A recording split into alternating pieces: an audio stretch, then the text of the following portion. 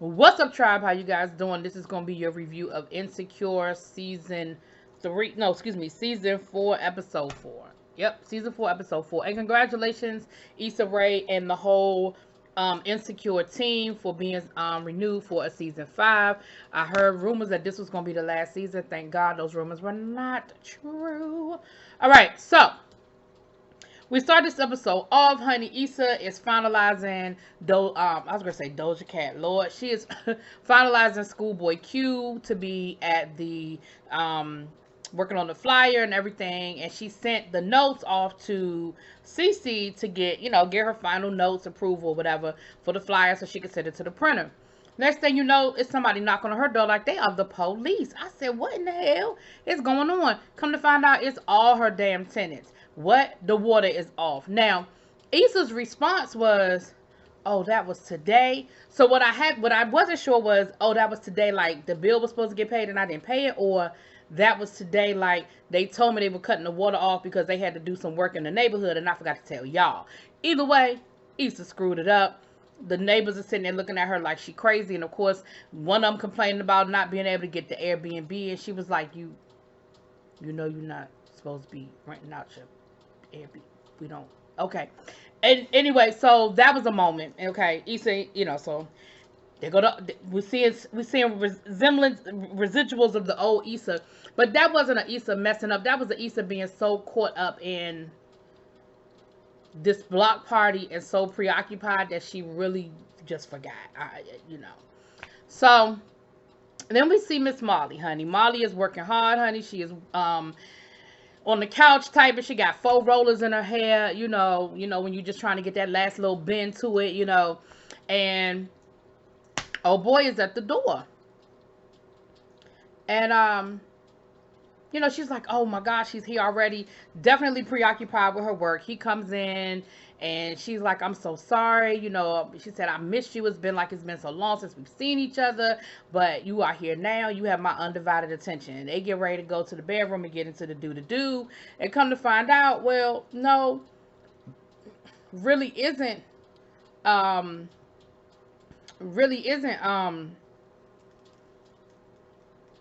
sorry. She was preoccupied, like I was just now. She was preoccupied, and he felt it. He was like, you still need to finish up something with your job, with your work. And she was like, I'm so sorry. Can you just give me a minute? I want to, I just got something. I just got to get it off my head. And I understand that, too. And he was like, no problem. She said, as soon as I finish this last thing up, it's me and you, baby. Well, fast forward, it's now 1:45, and she's just finishing up. She totally lost track of time. He back in the bedroom sleep, but she's good to her word. She wakes him up the right way, and they finish what they started.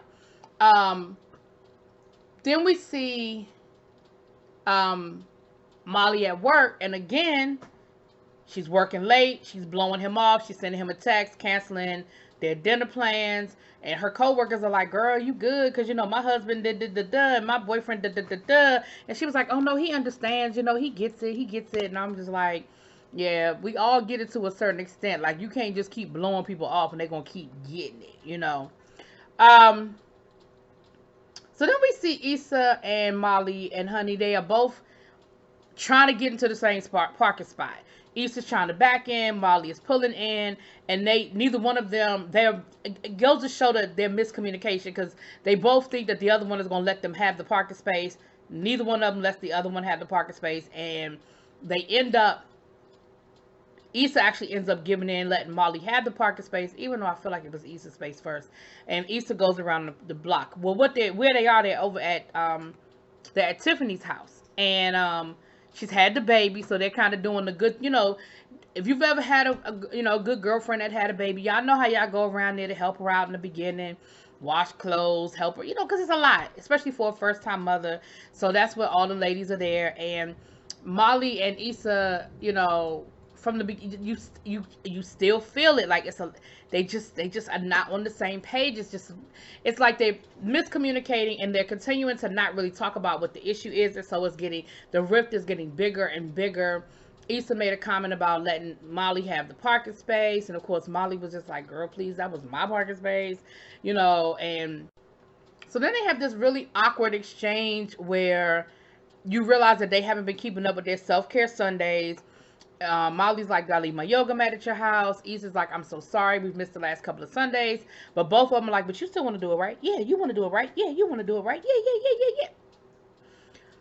Lawrence is there at the same time. He's having a conversation with Tiffany's husband, and they are having that conversation that all men have when they have a daughter. They realize, wait a minute, all those women that I dogged out was somebody's daughter. And now I am someone's father. And I can't imagine thinking of my child being treated the way I have treated women.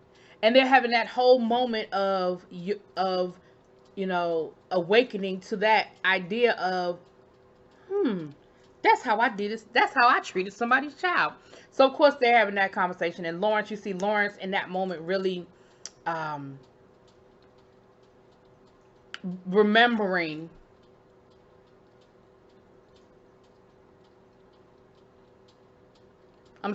you see Lawrence in that moment remembering Lord, I can't remember myself.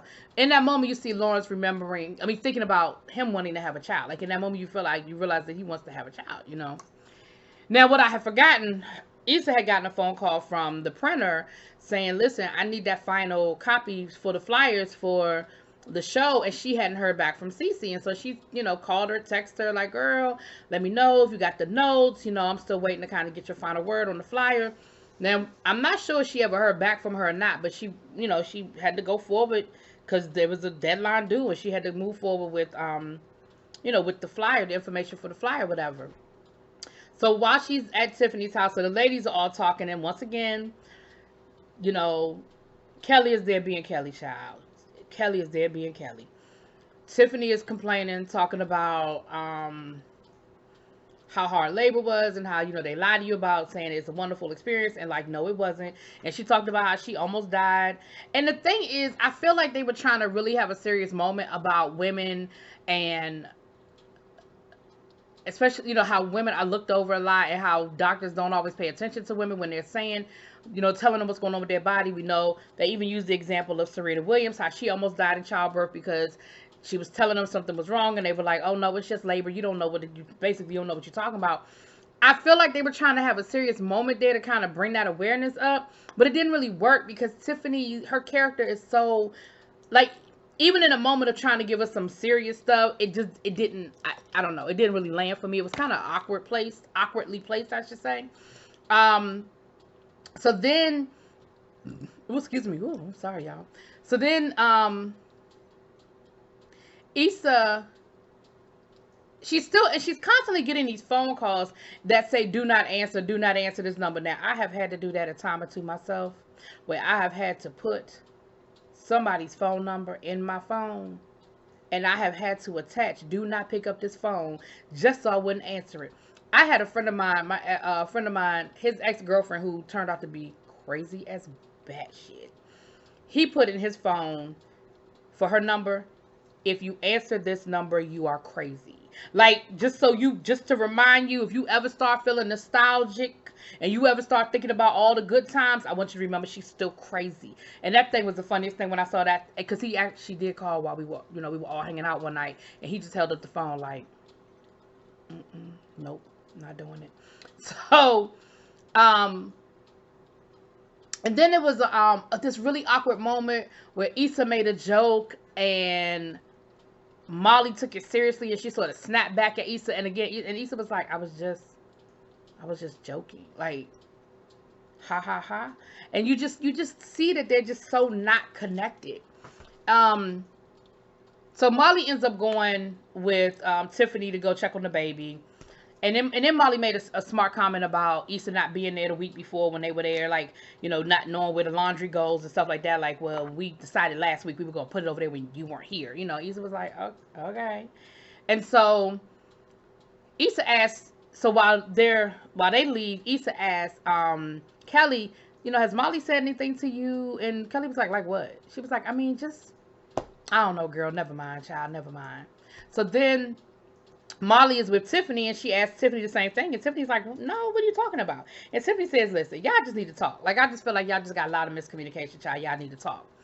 Tiffany, Molly also gets a text from Andrew saying, look, you know, you want to go to a movie tonight? And she's like, no, I'm still on baby duty. Then I got some work to do. So this is like the third time that we've seen in this episode that Molly is basically blowing him off to get some work done. So like, you know, they but so many times that's gonna keep happening before they gonna have to figure some things out.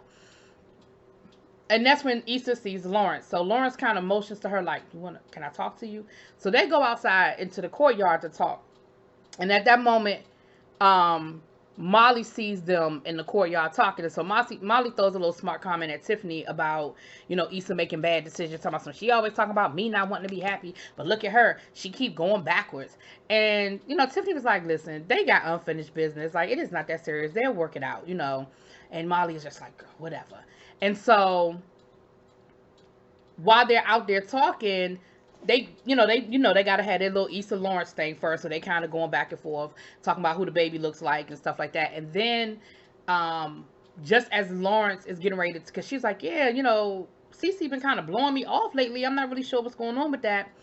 And just as Lawrence is getting ready to tell her kind of about the conversation and how things kind of got to be a little awkward, and maybe that's why she's not hearing from her, that's when her phone rings. She takes the call. She finds out Schoolboy Q is quitting. He's dropping out of the show. So of course it totally throws her off. She's like, I just got the flyers printed up. Like, what the hell?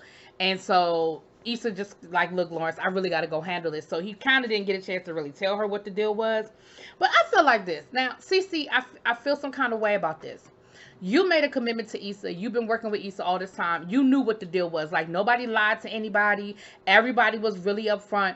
And now you feeling some kind of way, or you in your feelings. Like, that's not fair to Issa. Issa ain't had nothing to do with that.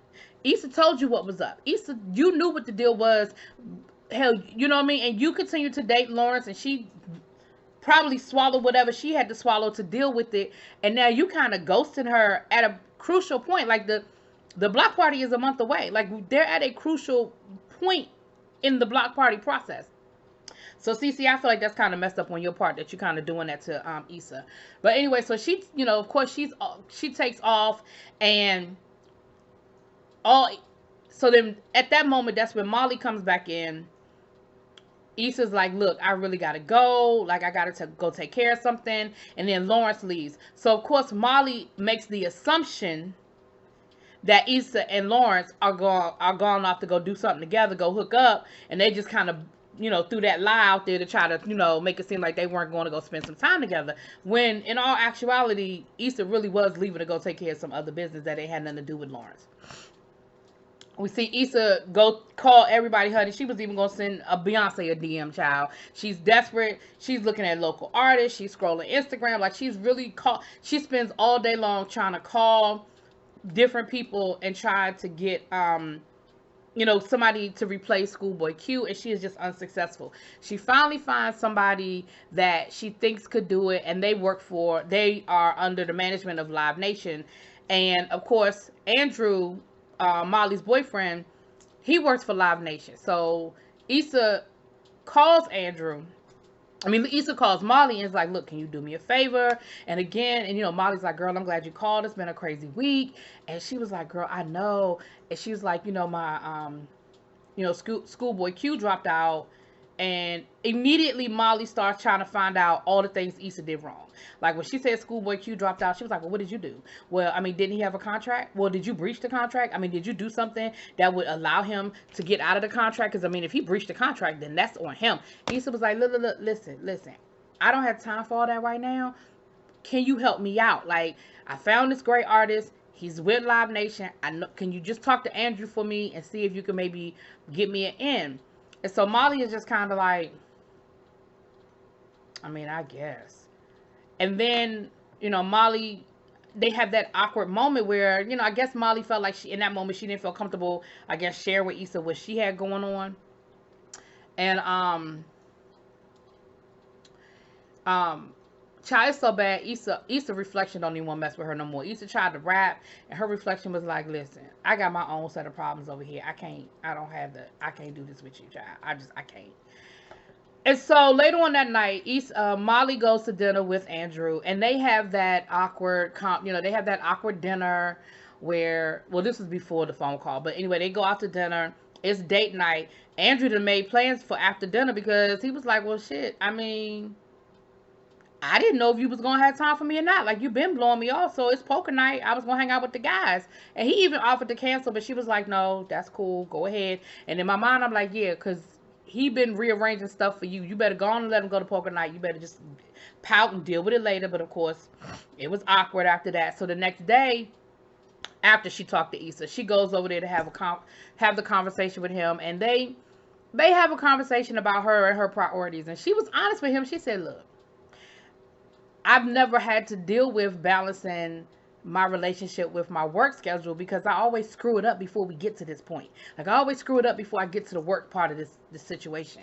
And so, of course, like I said, they were honest. She was honest about it, and they had an honest conversation. Like, they were able to really be open and honest with each other about making him a priority, and trying to make it work, like figuring out work around the whole situation. And so then she calls Issa and tells Issa, "Yeah, I'm not going to be able to help you because I just think that it's best that me and Andrew keep things separate." She was like, "I mean, you understand, right?" And of course, Issa is just kind of like, "Yeah." But again, I feel like if there's any time to try to hook your friend up, now is the time. Like, I get, okay, can you get me tickets for the show? Or can you get us backstage passes? Like that, I definitely can understand you saying, "Girl, look, we just gonna have to, we ain't gonna be able to do it this time." Like, I really don't want to, hold on. Like, I really don't want to burden the situation. But, I don't think it's the right time for me to kind of ask for a favor. But to me, her whole block party is in jeopardy. Like, what she's been working on for the last 6 months is in jeopardy. And she asked you for one favor. And yeah, I get it. It might be a big favor, but it was one favor. And I don't know. I feel like, I don't know. I don't know. I feel like Molly should have done it for her. Then we find out that the phone call. Well, maybe y'all saw it. I didn't see it. The phone call that Issa hadn't been answering the whole time was from old boy, the boy from the dude that Andrew's friend. And he basically is saying, "Look, I heard that you got the block party going." Because remember, she came up with the block party idea when she was still dating him. And he was like, "I just want to let you know I'm really proud of you. I'm really happy for what you're doing. Andrew told me you're doing your thing. I just wanted to, he's like, don't feel like you got to call me back. I just wanted to let you know I was really proud of you." So, I don't know, y'all. We gonna see. I don't know. I'm pretty sure he's gonna show up at the block party, y'all. He coming to the block party. But anyway, that was that, y'all. We'll see what happens next week, honey. Let me know what y'all think. Drop it in the comments. Peace.